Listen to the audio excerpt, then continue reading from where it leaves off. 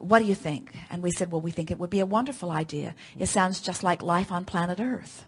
And what we mean by that is, it is through your exposure to life that you find the correlation. For example, the other day, Jerry and Esther were at a campground in San Diego. And almost as soon as they got there, they realized that there was a family of about 50 people who were in several sites next to them, and they were having a big family reunion.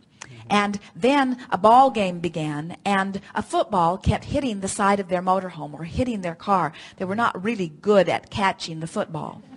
And Jerry and Esther became a little uncomfortable because they have this beautiful new motorhome and the ball is bouncing off of it. And neither one of them said anything because it looked like a relatively soft and harmless ball. But then the game turned into a softball game. And now they have a pretty hard ball and a bat, and now that didn't hit them, but it is bouncing over them and under them, and now they began to feel uncomfortable. So I'll give you the short version of this. For 3 days they sat tensed and uncomfortable as they worked, and the sports equipment was pummeling their motorhome. They called the ranger. He would come and stop the game. The ranger would leave and the game would start again. And Jerry and Esther did not really have their energy lined up because part of them wanted them to play the game. In other words, they did not want to stop the game. They just wanted to stop the pelting, you see. And so finally it was time to go to the hotel, so they just closed up the motorhome and wished for the best and didn't do much about lining up their energy. They just went off into their world to do their work and stayed in the hotel for 2 nights. In part, the second night to avoid what might be going on at the campground. And when they went to take their car out of the parking place at the hotel, someone who had parked next to them had scraped their car going into the parking place. And there was a big red streak on the side of the car. And as Jerry and Esther saw it, both of them looked at each other, and they knew precisely how that had come, because they recognized the correlation between how they'd been feeling and what happened. In other words, it is always a match. What I'm thinking and feeling and what I'm getting is always a vibrational match.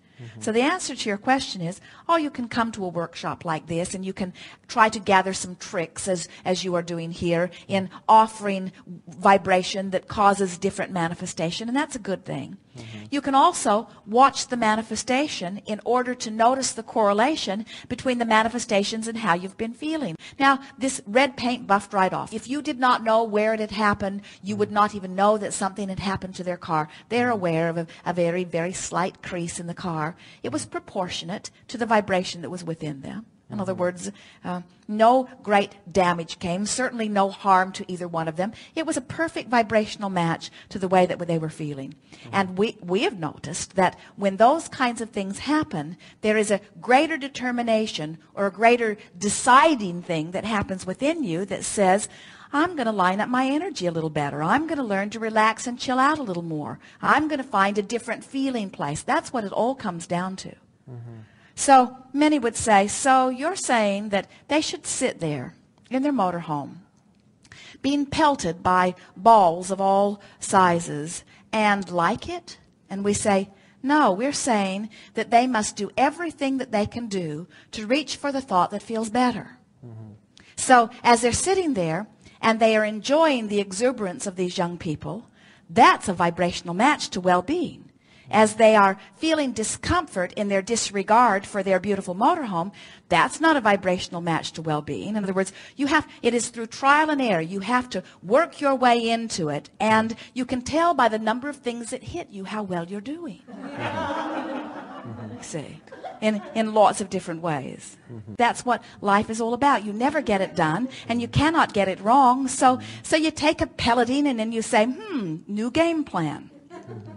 And so next time you come around to that thought, you reach for the thought that feels better. So now after the fact, they can go back and rework all of that in their mind. They can reclaim that strong feeling of vulnerability and that strong feeling of uneasiness as they sat crouched, peeking out of the window, hoping that the next thing wouldn't hit them. Or they can reach for a softer feeling about how the ball game went on. Almost nothing hit them really in the context of the whole thing. What nice people they really were. What an overall good experience the whole experience was. How their motorhome survived all of that without any trouble whatsoever.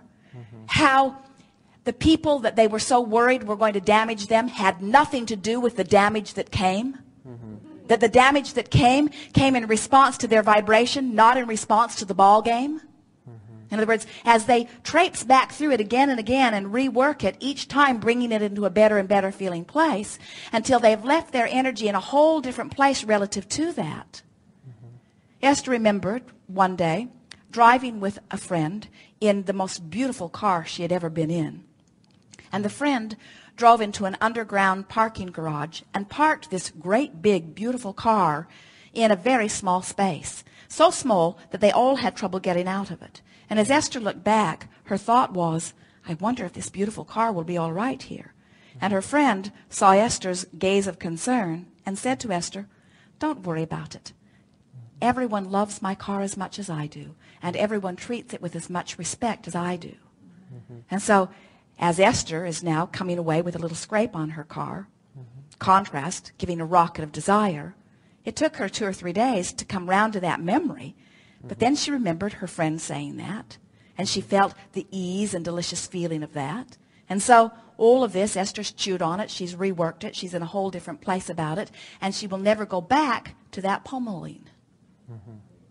Just little by little, trial and error, having fun every step along the way, understanding you never get it done, and you can't get it wrong because it doesn't matter where you find yourself standing. In other words, it does not matter what has happened, because now you're standing in a whole new place and you have the option of offering a whole different vibration, and the universe is responding to your vibration.